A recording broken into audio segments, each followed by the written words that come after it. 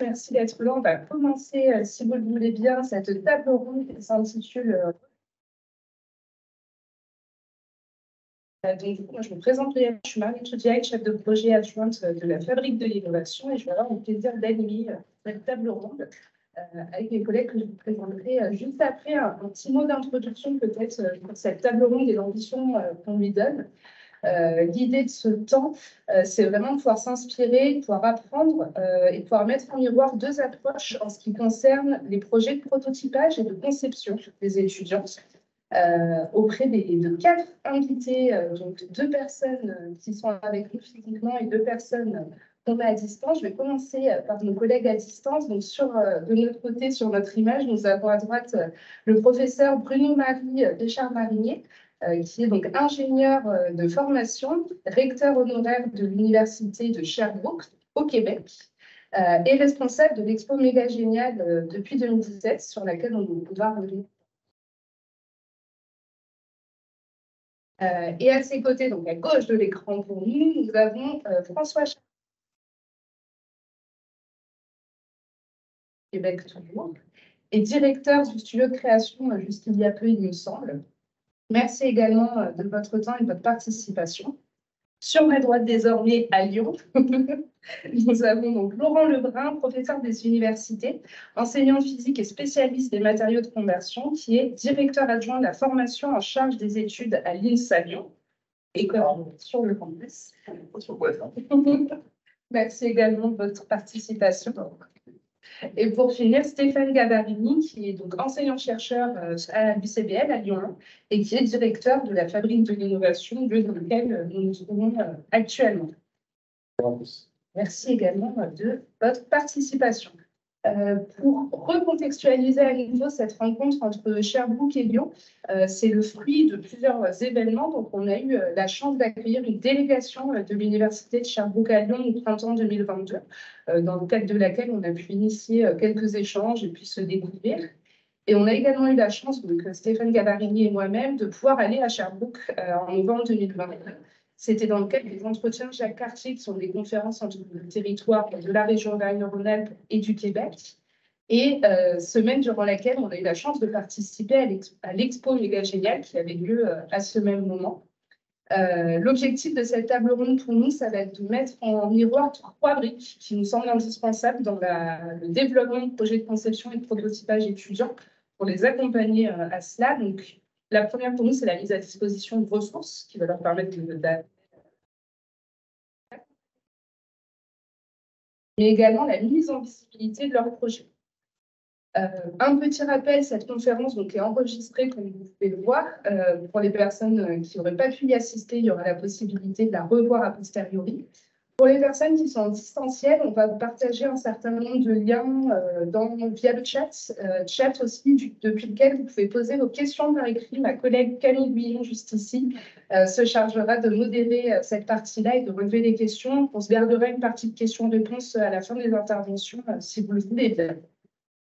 Et pour commencer, nous souhaitions vous faire vivre ce qu'on a vécu en allant à Sherbrooke, l'expo méga géniale. Et on a la chance d'avoir, donc nos collègues nous ont transmis une vidéo de superbe qualité qui permet de rendre compte un petit peu de ce que c'est cette expo méga géniale et de voir ce que c'est. Donc en quelques mots, c'est juste la plus grande foire de génie universitaire au Canada. Et l'édition qu'on va vous présenter ici, c'est celle de 2022 qui était la 28e édition de l'expo. Pardon, je fais un peu vite. Il faut que je jongle entre deux écrans. Partager l'écran. Non, à droite. Une fenêtre peut-être. Non, ça va être une fenêtre. Je suis sûr juste que ça marche de ce côté-là aussi. Et je vous dis.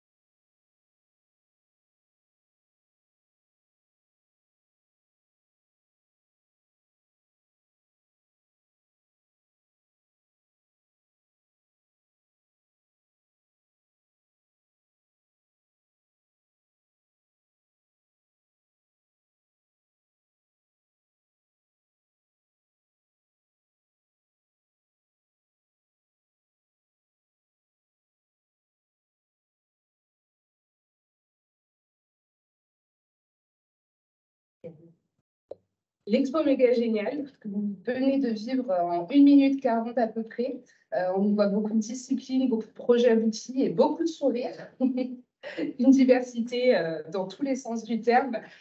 Bruno Marie, je voulais vous interroger dans un premier temps pour que vous puissiez nous expliquer d'où vient le projet de l'expo méga géniale et puis peut-être nous expliquer comment est-ce qu'il fonctionne, si vous voulez bien. Avec grand plaisir. Alors, bonjour du Québec à tous nos cousins et cousines de Lyon. Ça nous fait un grand plaisir d'être avec vous aujourd'hui. Vous venez donc d'apercevoir ce qu'est l'Expo Méga Génial, l'édition donc 2022. C'est un événement grandiose que l'Université de Sherbrooke organise chaque année pour mettre en valeur les finissants et finissantes de tous nos programmes de formation d'ingénieurs à l'Université de Sherbrooke.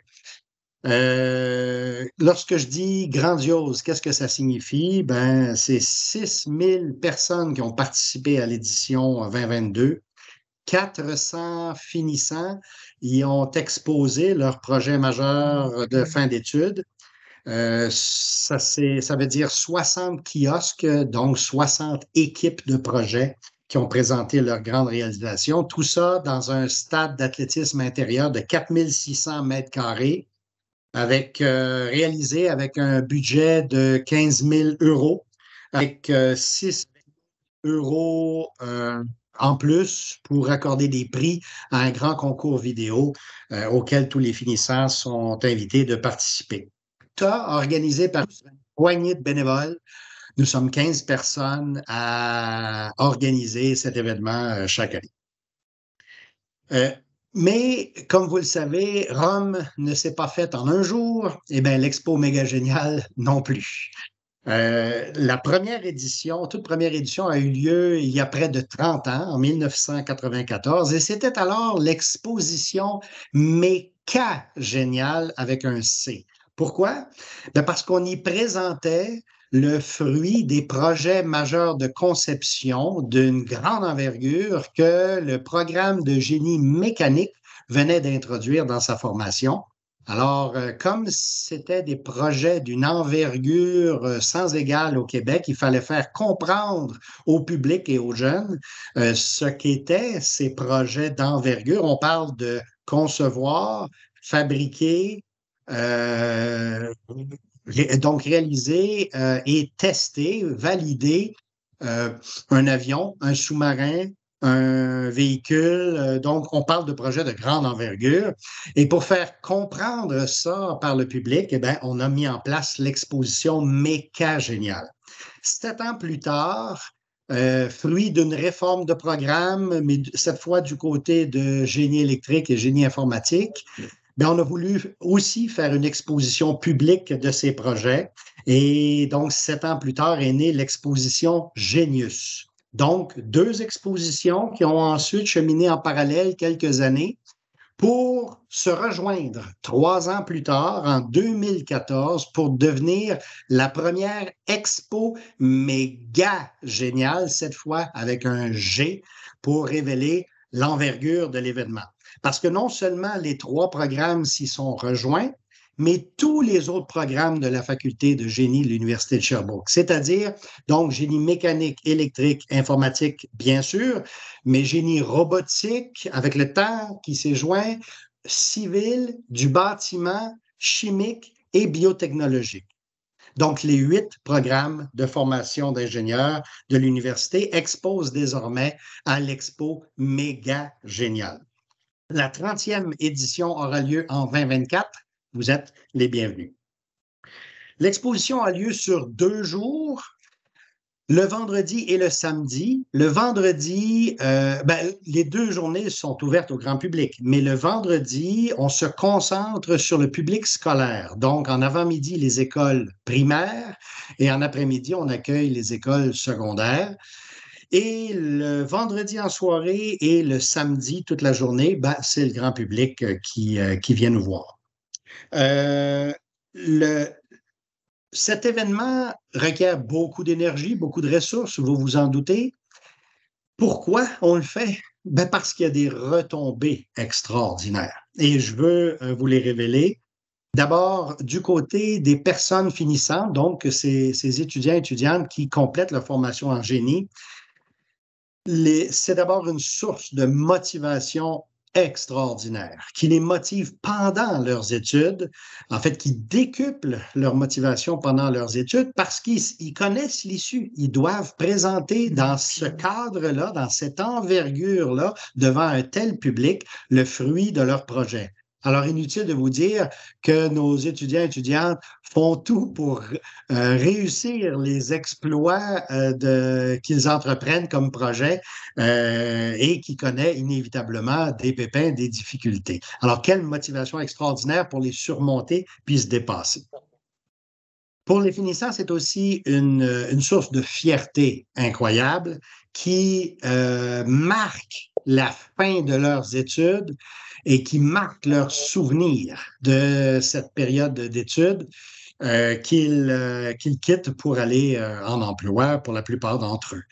Donc, parmi les visiteurs de l'expo, il y a évidemment leurs familles, leurs parents et amis, et de pouvoir partager les exploits qu'ils réalisent est une source de fierté extraordinaire. C'est aussi une source d'emploi.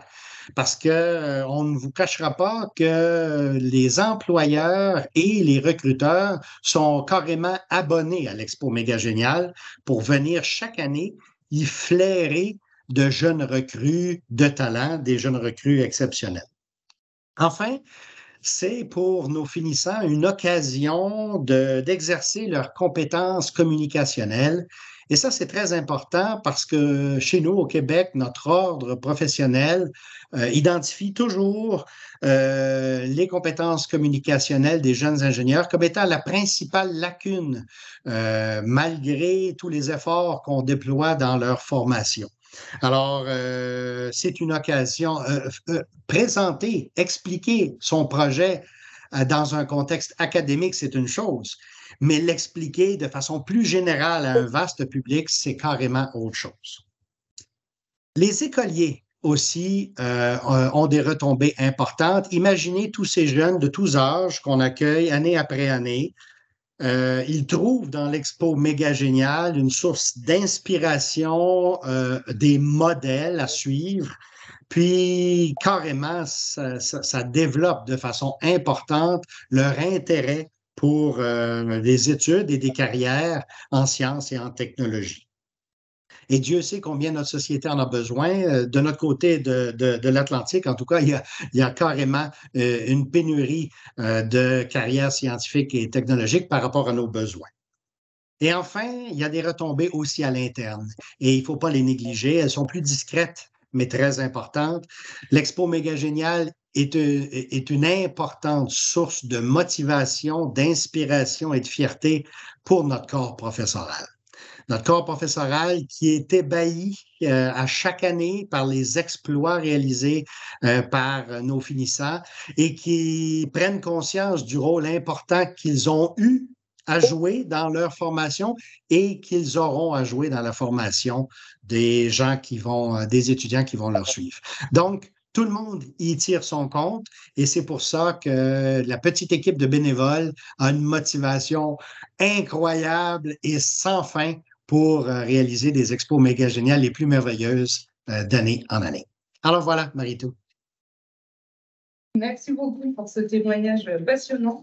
On remarque que valoriser les projets des étudiants sous la forme d'expo en ouvrant au grand public à tout un tas d'acteurs, ça a des avantages au final à peu près pour tout le monde, à toutes les échelles, à tous les niveaux.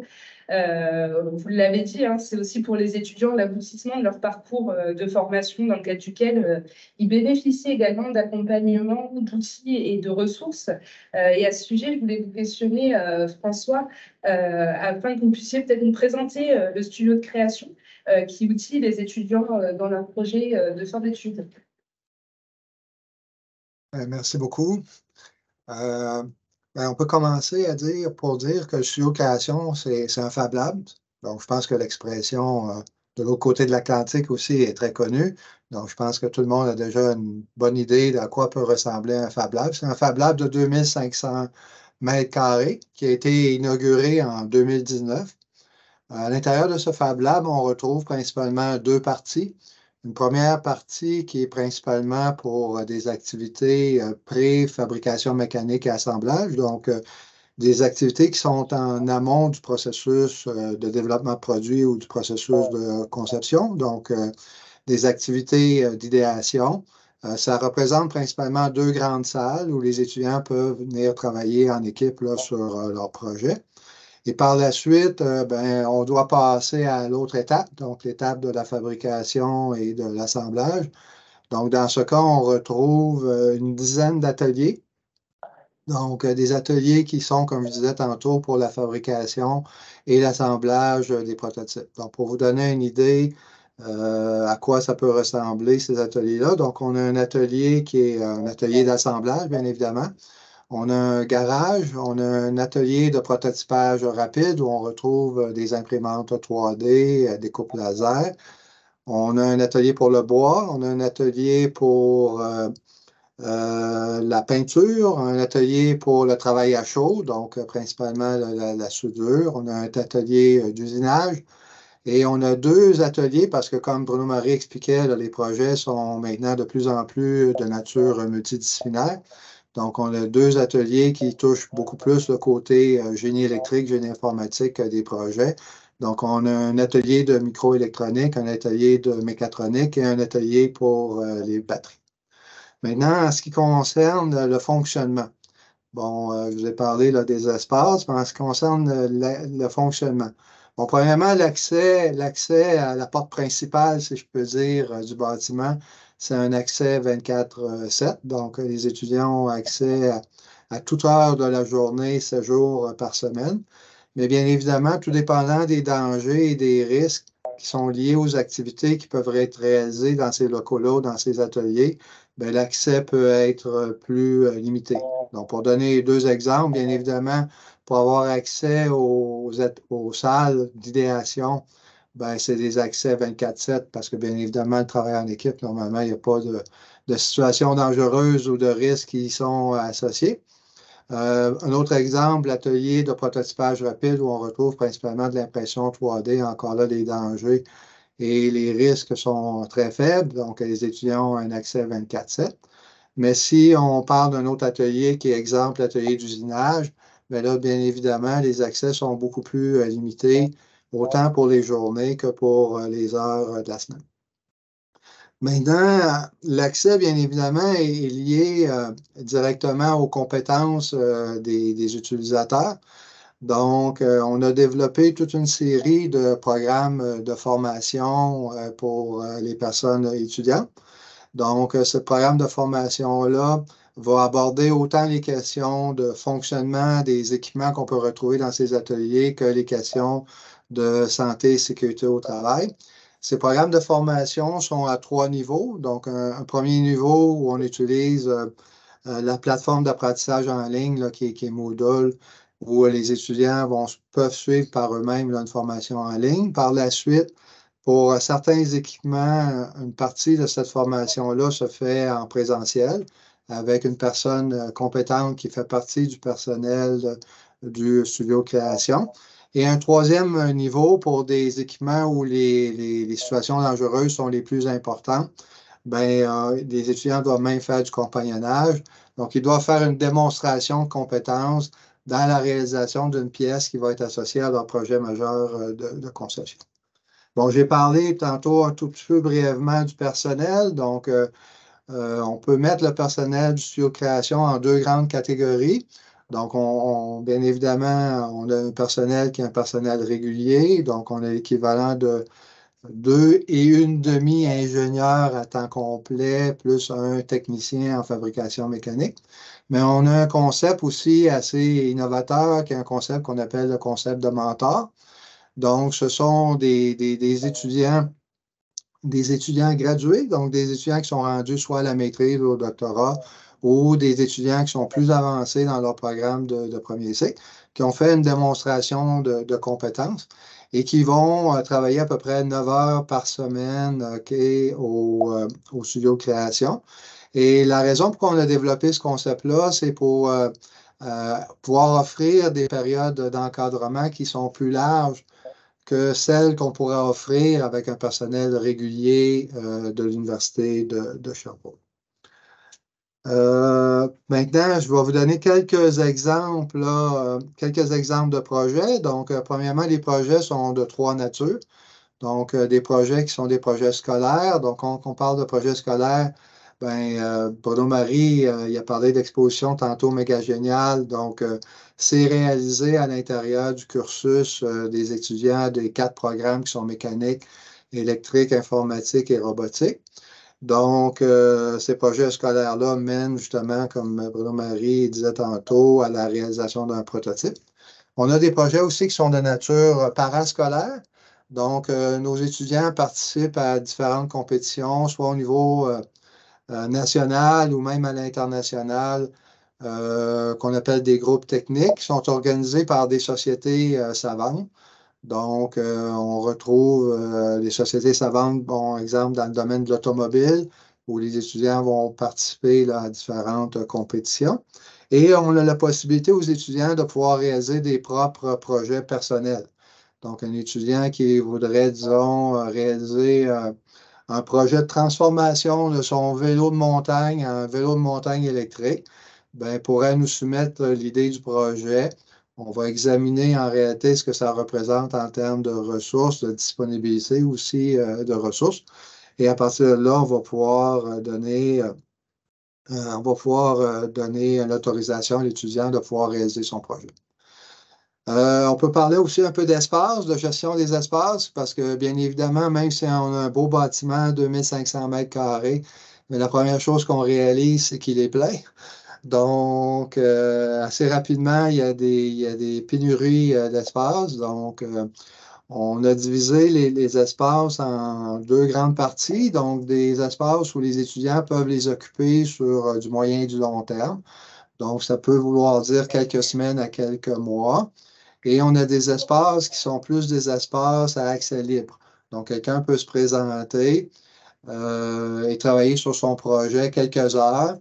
On a des espaces d'entreposage, on a des modalités de fonctionnement pour l'entreposage. L'étudiant va chercher à l'entrepôt son projet. Bien évidemment, on parle de projets qui sont d'une taille qui sont quand même relativement petites dans ce cas-là. Donc, des choses qui peuvent se transporter relativement facilement d'un point A à un point B. Il travaille sur son projet pour quelques heures. Par la suite, il retourne son projet à l'entrepôt. Et pour vous donner quelques exemples de projets, parce que c'est quelque chose que vous m'aviez demandé, des exemples de projets majeurs de conception qui vont présenter l'exposition méga géniale de cette année. On a un projet d'une éolienne verticale, donc une éolienne complète d'une puissance de 1 kW. On a un sous-marin à propulsion humaine, qui est justement un bon exemple d'une participation, là, un concours qui est un concours aux États-Unis. Et on a un projet de partenariat avec une entreprise qui est un projet de suspension pour un siège pour un véhicule haute performance. Donc, vous pouvez voir que le spec est quand même relativement large de projet. Donc, je pense que ça vous donne quand même une assez bonne idée là, du studio, des modalités de fonctionnement, puis la nature des projets qui sont réalisés. Bien évidemment, j'ai parlé beaucoup génie parce que moi et Bruno Marie, on vient d'une faculté de génie. On accueille aussi des gens de d'autres facultés du campus universitaire parce que le studio de création n'est pas uniquement pour les étudiants et les étudiantes de la faculté de génie, mais pour tous ceux du campus. Donc, on a aussi des gens qui viennent de programmes en arts visuels. On a aussi des gens qui viennent de l'école de gestion dans le cadre de projets qui sont liés à de l'entrepreneuriat technologique. Merci beaucoup pour ce témoignage concernant le studio de création qu'on a également eu l'occasion de visiter en novembre 2022, qui nous a largement impressionnés par les projets qu'il présentait. Ce qu'on peut retenir de vos 2 interventions, c'est que en donnant des outils et des moyens aux étudiants, on arrive à les accompagner sur le prototypage de projets concrets et aboutis, ce qui représente pour eux une fierté, mais qui a des retombées bien plus larges que juste à l'échelle des étudiants qui vont jusqu'au grand public sur des questions d'orientation ou à l'échelle du territoire sur des questions d'employabilité, des outils qui sont fondamentaux, à mon sens, à l'échelle d'une université. Si on revient peut-être maintenant un petit peu sur notre territoire lyonnais En comparaison, on a un contexte qui est différent puisqu'on a une communauté universitaire d'universités et d'établissements, pardon, donc l'Université de Lyon, qui a un rôle de coordination à l'échelle des différents établissements qui la composent et qui développe notamment un axe stratégique sur les questions d'innovation et d'entrepreneuriat qui va pouvoir être mutualisé sur différents sites avec un dispositif comme celui de la Fabrique de l'innovation. Donc peut-être, Stéphane, si vous voulez bien témoigner à ce propos, est-ce que vous pouvez nous expliquer les ressources qui sont mises à la disposition des étudiants par la Fabrique de l'innovation dans cette logique de projet de conception de plan d'études? Oui, merci François et Bruno Marie pour votre présentation. Et merci de nous avoir accueillis. Effectivement, je me joins à Marie et tout à l'automne dernier lors de cette exposition méga géniale qui nous a beaucoup inspiré. Et voilà, je trouve ça intéressant de regarder. Alors bien sûr, c'est la vitrine, hein, l'expo méga géniale, mais tout ce qui se passe en amont, tant en termes de ressources mises à disposition des étudiants et d'accompagnement que vous avez mis en place, parce que voilà, c'est l'exutoire, je dirais, l'expo méga géniale, et derrière, il y a un gros travail voilà, dont on pense à Lyon qu'on peut assez largement s'inspirer. Alors, on a déjà des choses en place, effectivement, à Lyon, alors à l'échelle de la fabrique du dispositif Fabrique de l'innovation que je dirige, puis je laisserai ensuite la parole à Laurent Lebrun, qui est notre regard établissement, on va dire, avec l'INSA, sur ce sujet-là. Mais en tout cas, ce qu'on peut dire, c'est que si je déroule à l'envers sur l'aspect ressources, sur l'aspect Fab Lab, on a des lieux Fab Lab à Lyon, évidemment, qui sont à disposition. Donc, au sein des établissements et nous-mêmes, à la Fabrique de l'innovation, on propose un lieu Fab Lab pour accompagner les projets de prototypage étudiants. Donc, ces ressources-là existent. Voilà. Maintenant, elles sont un peu réparties entre les établissements qui ont eux-mêmes leurs projets d'accompagnement et de conception de leurs étudiants. Et nous, Fabrique, on vient proposer une couche en plus, je dirais, pour les établissements qui n'ont pas forcément de Fab Lab à disposition ou des étudiants qui auraient des projets qui ne s'inscriraient pas forcément dans le cadre de leur formation initiale. Donc, on intervient vraiment sur cet aspect-là. Donc, notre Fab Lab actuellement fait pas 2500 mètres carrés, il fait à peu près 200 mètres carrés. Et dans notre lieu définitif sur lequel je reviendrai, il sera un petit peu plus grand. Mais voilà, l'idée, c'est bien ça, c'est de permettre d'avoir un lieu assez largement ouvert avec un espace dédié à la créativité pour les projets des étudiants. Alors, on est en train de consolider son fonctionnement pour permettre effectivement, nous, un accès du Fab Lab de la Fabrique le soir également et le week-end, avec des accès supervisés, parce que bien sûr, il y a des aspects sécurité que tu as évoqués, François, qui sont importants. Donc, on est en train de mettre en place et de consolider ce fonctionnement-là pour, effectivement, je pense que c'est important d'avoir des plages horaires élargies. Alors, ce ne sera pas H24, 7 jours sur 7, mais voilà, on avance pas à pas. Donc voilà, on est dans cette logique-là. Donc ça, pour moi, c'est la brique ressources technologiques et lieux propices à la créativité, au développement des projets. La deuxième brique qui a évoqué Marie et tout, et qui me paraît aussi importante, c'est l'accompagnement des projets.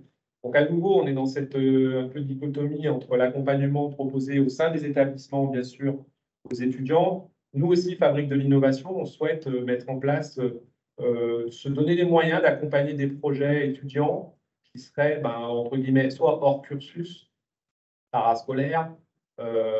Et ces moyens-là, ça passe déjà par des moyens humains. Donc, on est en train de renforcer l'équipe de femmes managers grâce à l'Université de Lyon qui met les moyens pour mettre à disposition des compétences pour accompagner, conseiller les étudiants sur leur projet de conception prototypage. On est aussi dans l'idée, à nouveau, par rapport aux établissements, d'essayer de toucher tous les étudiants. C'est-à-dire vraiment de favoriser l'accès au Fab Lab à tous les étudiants, même ceux qui n'ont pas de projet.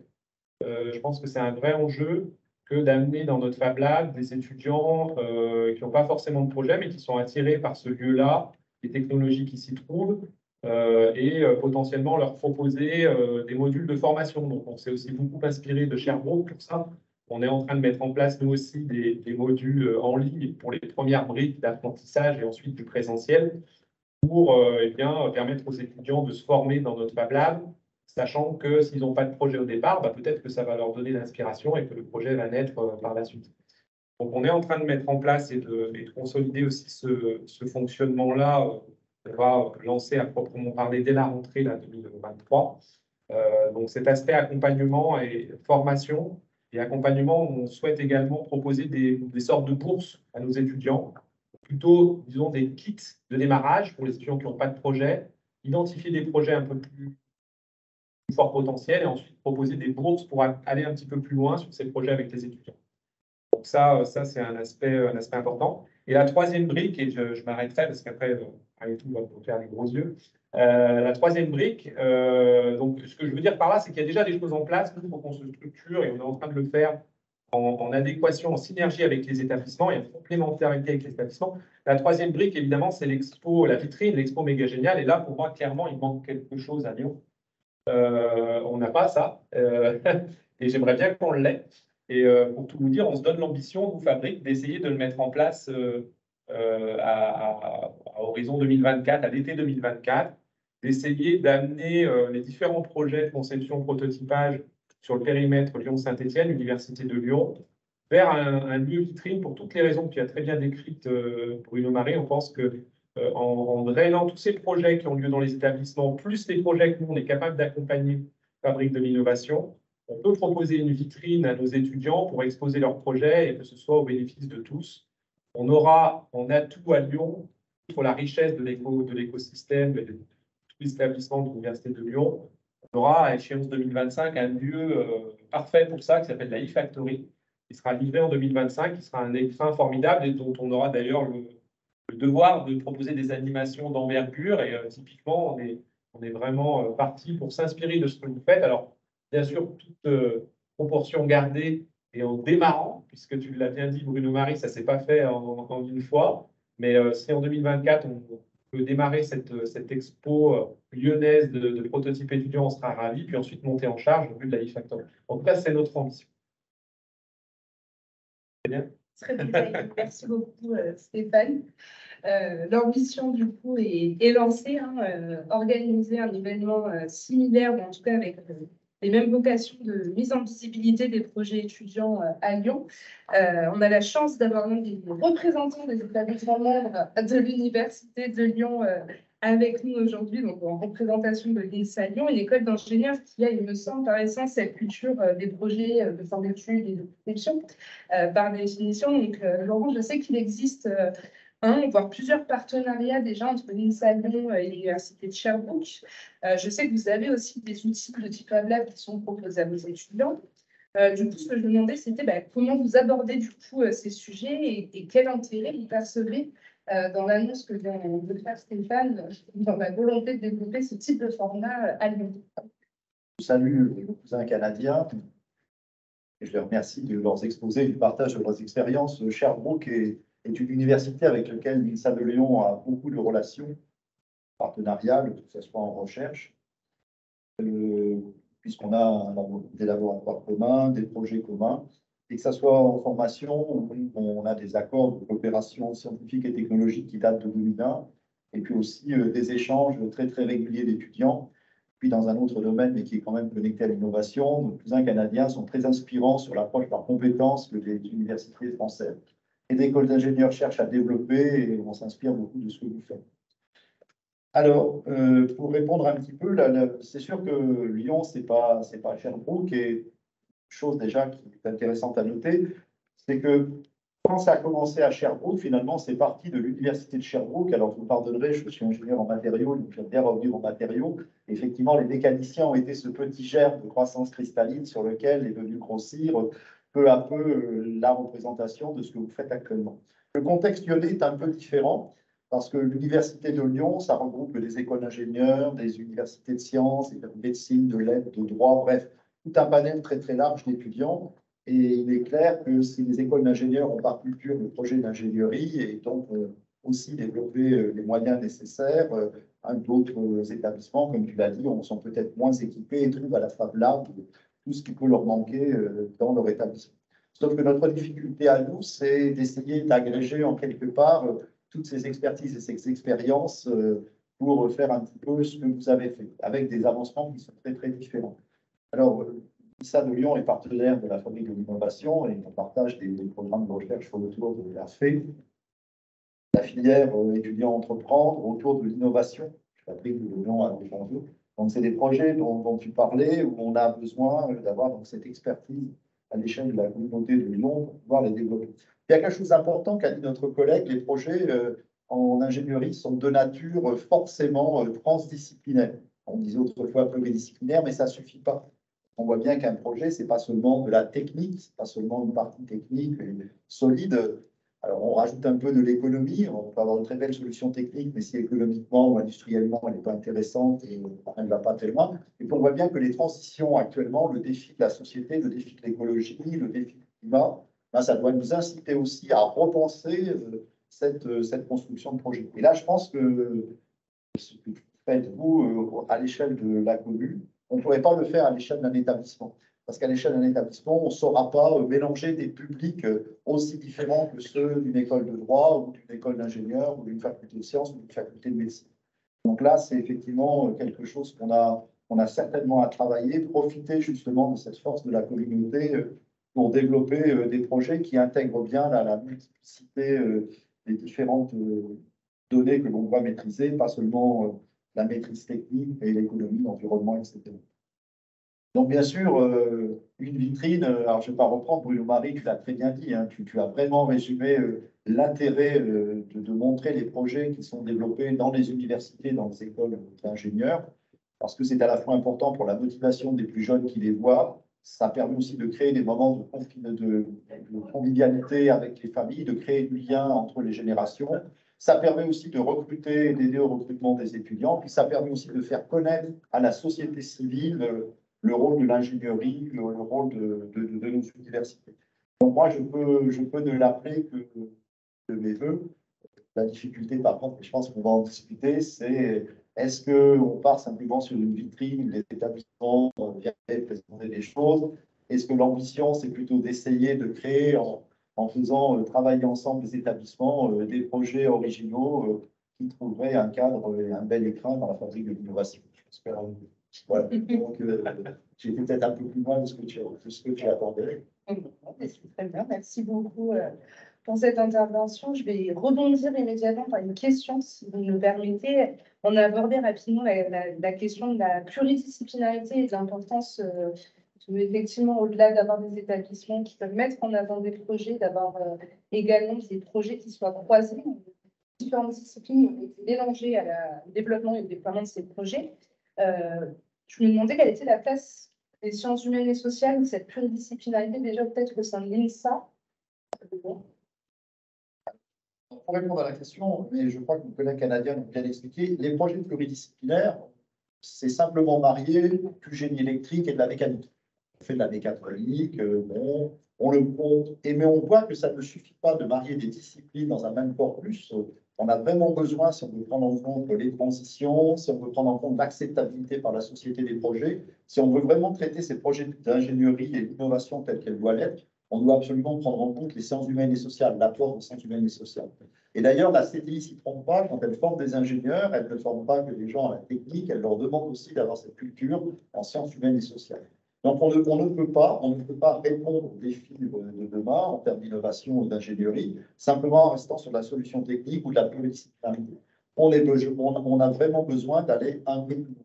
Donc, il y a quelques exemples qui sont très, très bêtes. Hein. Quand on construisait les premiers trains, au départ, on estimait qu'il suffisait de s'asseoir sur des banquettes qui étaient souvent très, très dures, pas toujours très bien placées. On a vu que, en faisant intervenir des gens du design, en faisant intervenir des créateurs, on a pu, de cette fonction simple du transport, venir beaucoup l'améliorer.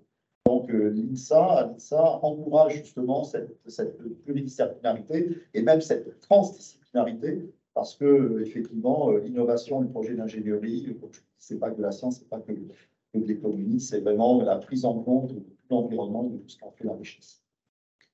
Prêcher une convaincue. J'imagine bien, étant là, je ne peux que prêcher les convaincus.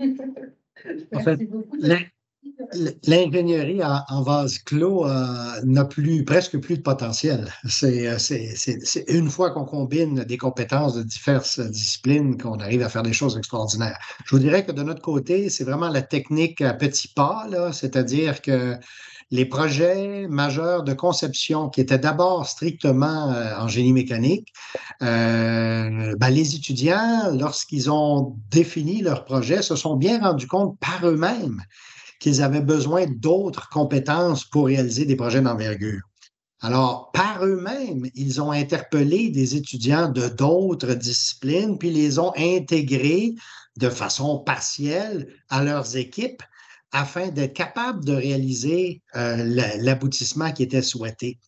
Et ça, c'est en dépit de toutes les difficultés que ça posait, puisque les étudiants participent à des programmes différents, étalés de façon différente au cours de l'année, donc dans des trimestres qui n'ont pas lieu en même temps et tout ça. Donc, en dépit de tous ces obstacles-là, les étudiants ont souhaité et réussi à collaborer. Et ça a donné le ton au fil des années. Puis on s'est rendu compte on gagnerait tous à harmoniser les programmes pour faciliter ces collaborations-là. Alors, on a joué avec les agencements des différents programmes pour favoriser les collaborations. Et on est allé au bout dans le cas de 4 des 8 programmes de la faculté de génie, c'est-à-dire que 4 programmes sont maintenant liés par des activités conjointes de projets majeurs de conception. Alors, désormais, mécanique, électrique, informatique et robotique partagent les mêmes plages horaires et donc on forme des groupes d'étudiants diversifiés pour relever ces défis-là. Mais on accueille aussi la diversité dans le sens que d'autres programmes, donc d'autres disciplines du génie, ne se marient pas de cette façon-là et on respecte ça aussi. Donc, le génie civil et bâtiment collaborent entre eux, mais on n'a pas les moyens facilitants d'incorporer des étudiants de d'autres disciplines, puis même chose en chimique et biotechnologie. Mais on progresse, on va dans cette direction-là, et le grand défi qui reste à relever, parce que là, c'est encore de façon strictement ad hoc, c'est de faire participer des étudiants de d'autres facultés, donc des étudiants en l'école de gestion, en art, et les étudiants sont à la même étape aujourd'hui que nous l'étions au début donc des projets majeurs de conception en mécanique, c'est-à-dire que les étudiants sur base personnelle invitent et font intervenir des étudiants de d'autres disciplines, mais ce n'est pas intégré dans nos programmes, ce n'est pas facilité par nos processus jusqu'ici.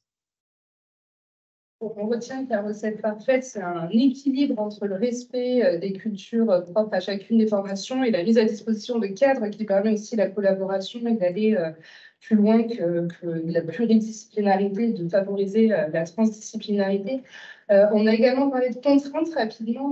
Il y a une autre contrainte qui me vient à l'esprit et qui est souvent la question qui est posée, mais comment se finance l'accompagnement de ces projets ? On a parlé de bénévolat pour la mise en place de l'événement, un événement qui coûterait 15 000 $ de ce que j'ai retenu chez vous, mais au final, les étudiants, ça a un coût, le développement de ces projets, et comment est-ce qu'ils peuvent financer le développement de ces projets, l'achat des matériaux à Sherbrooke? Je ne sais pas qui préfère intervenir. Ouais. Veux-tu intervenir là-dessus?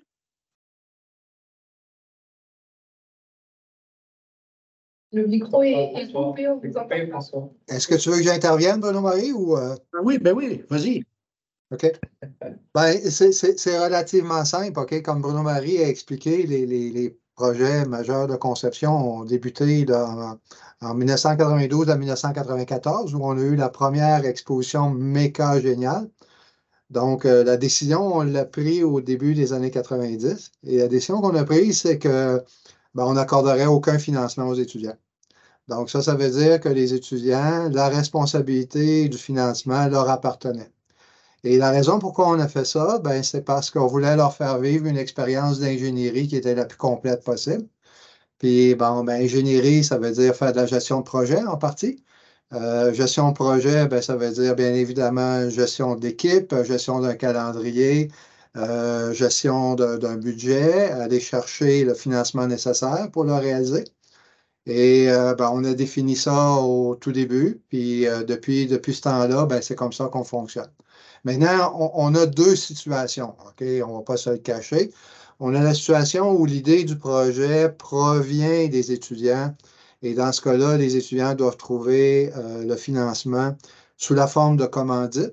Donc, cette commandite-là peut être en argent sonnant ou peut être une commandite sous la forme d'une contribution en nature.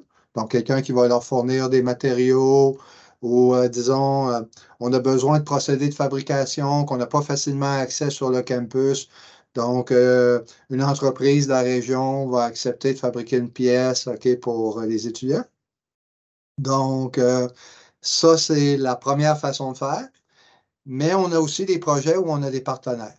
Donc, on a des partenaires industriels qui vont soumettre des idées de projet aux étudiants.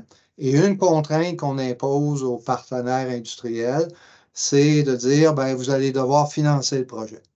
Donc, encore là, financer le projet, ça peut vouloir dire plusieurs façons de fonctionner. Bon, la première, c'est carrément donner les sous aux étudiants puis dire, bon, ben, voici, on vous accorde un budget de temps, puis allez-y, puis réalisez votre projet. Ça peut être l'entreprise qui dit, ben écoutez, on va encore là vous fournir des matériaux, on va vous fournir de la main-d'œuvre pour vous donner un coup de pouce pour fabriquer certaines pièces et composants. Et ça peut être une combinaison des deux. Et comme Bruno Marie a déjà dit dans le passé, il y a même des situations qui sont hybrides. OK? Hybrides dans le sens qu'on a un partenaire, le partenaire dit oui, on va financer une partie du projet, mais vous avez l'obligation d'aller chercher l'autre partie, OK, l'autre partie du financement. Et là, les étudiants, OK, ben, ils se font un budget, bien évidemment.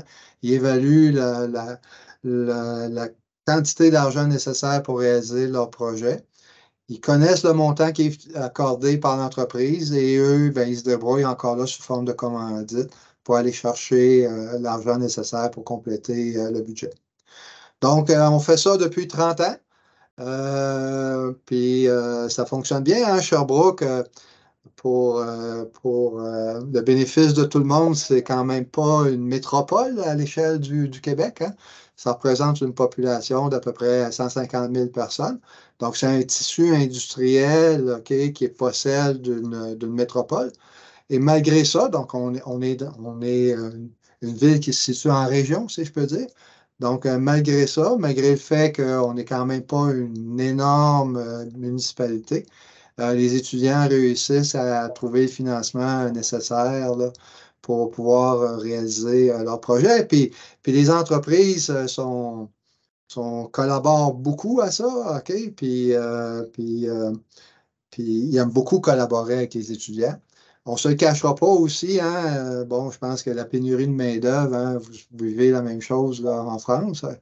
Euh, D'avoir des étudiants qui cognent à la porte, OK, des entreprises, souvent pour eux, au-delà des programmes coop qu'on a ici à Sherbrooke, c'est l'opportunité de découvrir des étudiants, de, de pouvoir échanger avec eux, apprendre à les connaître, puis subséquemment, souvent aussi les recruter, on ne se le cachera pas.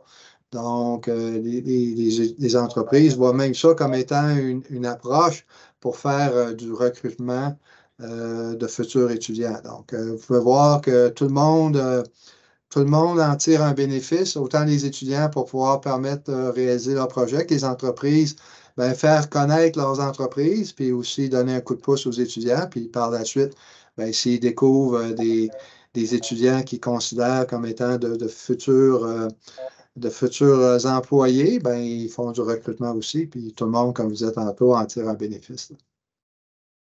Malgré tout, pour ce qui est de l'événement comme tel, vous l'avez rappelé, ça nous coûte environ 20 000 donc 15 000 euros. Puis cette dépense-là est essentiellement la location de l'espace. OK? Donc, la location du stade nous coûte 15 000 sur notre budget de 20 000 donc c'est essentiellement l'accès à un stade qui est notre budget. Et cette dépense est entièrement assumée par la faculté, donc par l'établissement. L'autre composante budgétaire, c'est le concours vidéo. Et pour ça, on a 2 commanditaires qui, ensemble, injectent 8 000 $, donc 6 000 euros. Et ces montants-là sont entièrement versés aux équipes gagnantes du concours vidéo. Alors, c'est les 2 composantes financières dont on a besoin pour l'événement comme tel. Merci beaucoup. C'est vrai que c'est très intéressant. C'était quelque chose qui nous avait marqué lors de notre visite, le lien qui existe avec les industriels ou les entreprises du territoire, surtout quand elles sont composées d'anciens étudiants et qui rendent en fait ce que l'université leur a apporté via le financement, notamment de projets étudiants, une culture qu'on a peut-être un petit peu moins en France. Stéphane, si vous voulez témoigner. Oui, oui, tout à fait. Effectivement, c'est ce qui nous avait frappé, c'est ce que vient de dire Marie et tout, hein, les alumni en fait, hein, qui réinjectent et qui trouvent naturel de réinjecter dans les projets de conception et de prototypage des fonds. Je dirais qu'en France, on a un petit peu plus la culture de la subvention. Donc là-dessus, pour nous, nos pistes, c'est effectivement de proposer cet accompagnement aux étudiants via de la subvention. Alors, soit de l'Université de Lyon, soit nous, on a déposé pour toutes les briques que j'ai exposées tout à l'heure un projet à la région, Auvergne-Rhône-Alpes. Donc, on devrait avoir la réponse sous peu. Et voilà, donc j'espère que ce sera positif, mais qui nous permettra de lancer un peu cette démarche que j'ai exposée. On ne tire pas un trait du tout sur les financements entreprises. D'ailleurs, à la Fabrique de l'Innovation, on met des projets commandités, entre guillemets, par des entreprises avec des étudiants. Et là, évidemment, il y a un financement de la part de l'entreprise ou de la collectivité territoriale aussi. Et puis, on ne s'interdit pas sur notre expo à nous, quand elle sera née, on souhaite qu'elle naisse bien, d'avoir recours au, je ne sais pas si vous le faites à Sherbrooke, tout ce qui est sponsoring ou mécénat, des choses comme ça. Je ne sais pas si c'est quelque chose qui est... Non, en fait, Stéphane, la culture québécoise et française est très similaire à cet égard et très différente au Canada anglais. Donc, d'amener des gens à contribuer ou à retourner à leur institution, c'est très difficile. Mais à l'inverse, et là est la clé, c'est lorsque l'Université de Sherbrooke sollicite ses anciens, c'est une chose. Mais si les étudiants sollicitent l'alumni pour les soutenir dans des projets, le résultat est bien différent et beaucoup plus intéressant. Alors, non, il n'y a pas de commandite, pas de sponsoring, vous dites chez vous, pour l'événement comme tel.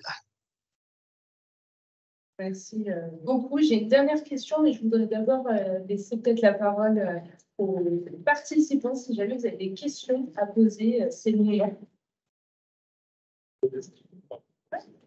Tu peux faire le concours vidéo. Je pense qu'il faut parler un peu plus fort. Le concours vidéo, il arrive le samedi.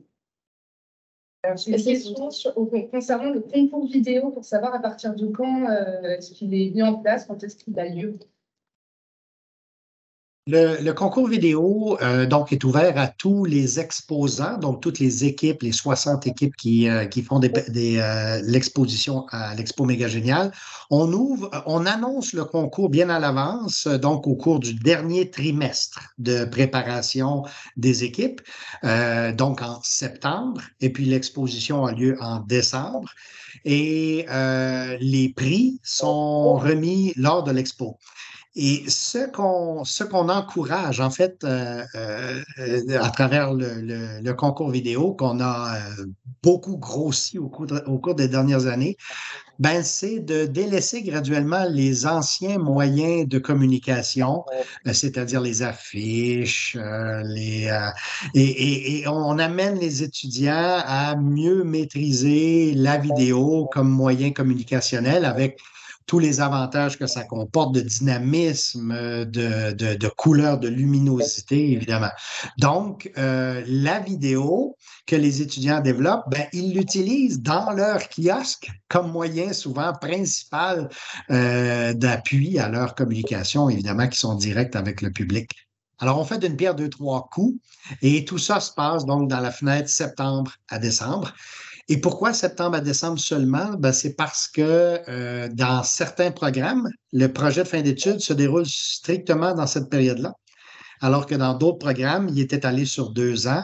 On accueille toute une diversité à cet égard-là. Les programmes en génie sont très différents les uns des autres. Alors, la course à la vidéo, ça, c'est septembre à décembre. Merci. Vous avez une question? Oui. Merci pour votre présentation. Quel est votre lien avec le MIT et notamment l'AFA Foundation et la communauté des makers? Il n'y a pas un lien direct avec eux. Lorsqu'on a élaboré le projet de Fab Lab, on a, comment je pourrais dire ça, on a visité certains Fab Labs aux États-Unis, dont celui du MIT, je me souviens bien, Georgia Tech. Un autre sur la côte ouest, je pense que c'était celui de Berkeley. Puis un autre dans la région de Chicago, dont je ne me souviens pas exactement lequel, c'est il y a quand même quelques années, mais on n'a pas un lien directement avec un Fab Lab américain. Et les événements Maker Faire vous ont inspiré ou pas? Pouvez-vous préciser exactement ce que vous entendez par un Maker Faire? OK. Les événements Maker Faire, c'est une licence américaine qui rassemble des communautés de makers et qui accueille sur 3 jours le public, des ingénieurs, surtout les gens qui font. Et on est très très loin des budgets que vous annoncez quand même. Non, on n'a pas de lien avec eux. OK. On a participé, bon, j'aurais de la difficulté à vous donner le titre exactement de cette conférence, mais depuis à peu près, je dirais, un peu moins d'une dizaine d'années, il y a une conférence annuelle aux États-Unis des Fab Labs universitaires. OK. Et on a participé à 1 ou 2 reprises à cette conférence des Fab Labs universitaires, mais c'est tout. Et l'ouverture justement des compétences à l'extérieur. Quand vous avez parlé... Écoutez, si faites référence à établir une collaboration avec la région de Lyon, je pense qu'on est extrêmement ouvert à l'idée. Il n'y a aucun problème avec ça.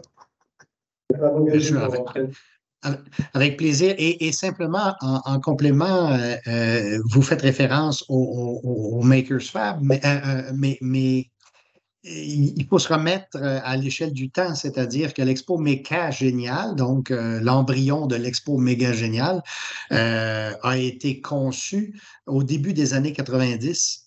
Alors, on était bien loin de cette mode d'aujourd'hui qui peut, pour nous inspirer. Là. Il a fallu finalement un peu construire dans du neuf. C'était plus un ouvrage de pionnier à ce moment-là.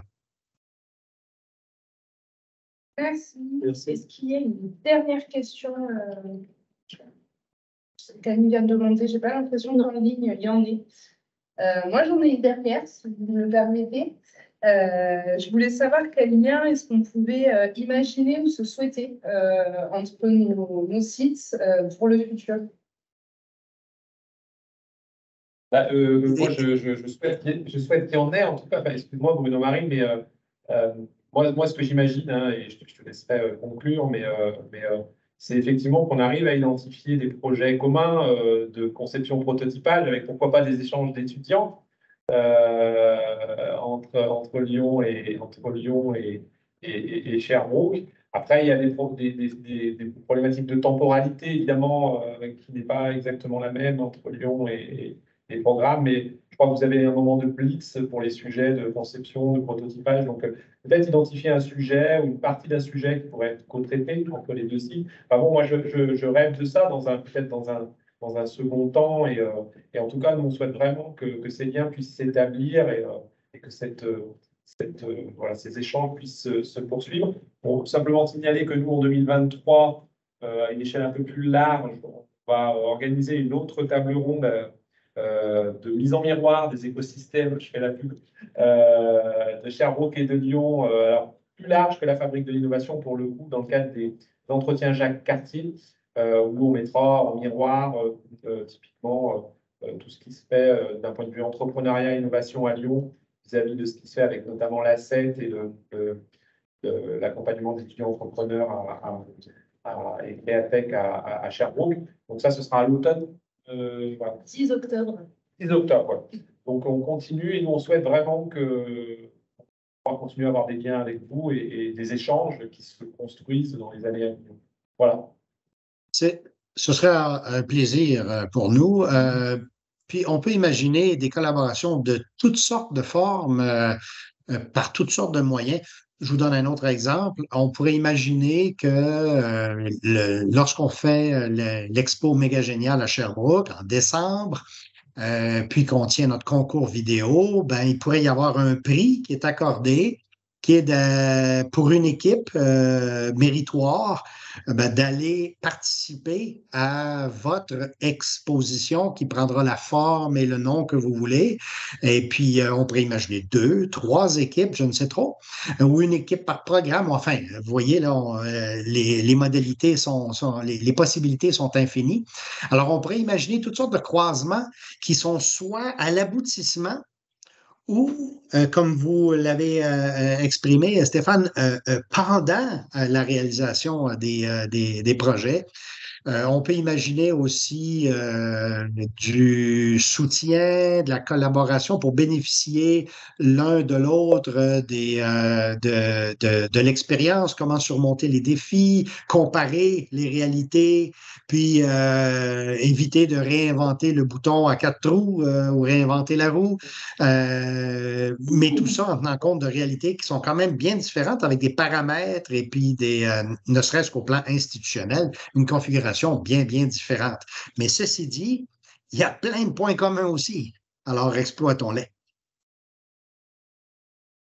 Je ne vais pas rajouter une touche sur ces très belles paroles. Je pense que c'est un très bon mot de la fin. On se souhaite en tout cas de voir tout ça aboutir et d'avoir un maximum de collaboration qui voit le jour. Encore merci Bruno Marie, François, Laurent et Stéphane pour vos interventions. J'espère qu'on va bientôt pouvoir avoir des réunions de travail pour aller plus loin sur tout ça et rentrer dans le concret. Mais merci de votre temps.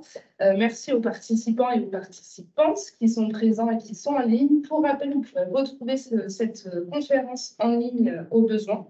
Si jamais vous avez des questions qui vous viennent a posteriori, on reste disponible pour y répondre. Merci encore en tout cas.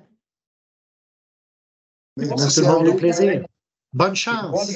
Oui, bonne chance. Salut.